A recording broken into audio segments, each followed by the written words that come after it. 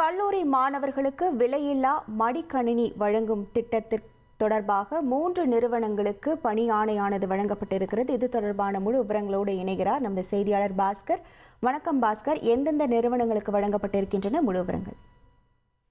HP, del 3 நிறுவனங்கள் பன்னாட்டு நிறுவனங்கள். இந்த நிறுவனங்கள் தான் கல்லூரி மாணவர்களுக்கான இலவச லேப்டாப்களை வழங்க உள்ளது. அந்த நிறுவனங்கள் தேர்வு செய்யப்பட்டிருக்கிறது.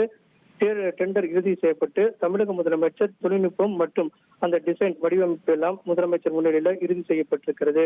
அதன் அடிப்படையில் தான் மார்ச் மாதத்துக்கு முன்னதாகவே கல்லூரி மாணவர்களுக்கு இந்த இலவச லேப்டாப் என்பது 10 லட்சம் பேருக்கு மாணவர்களுக்கு இந்த இலவச லேப்டாப் என்பது வழங்கப்பட உள்ளது. உலக தரத்தில் வாய்ந்த பல்வேறு அம்சங்களுடன் கூடிய லேப்டாப் வழங்குவதற்குண்டான நடவடிக்கைகளை எல்காட் நிறுவனம் மேற்கொண்டு வந்தது. பன்னாட்டு நிறுவனங்கள் டெண்டர் கோரியிருந்தது. HP, டெல் நிறுவனங்கள் தேர்ந்தெடுக்கப்பட்டிருக்கிறது.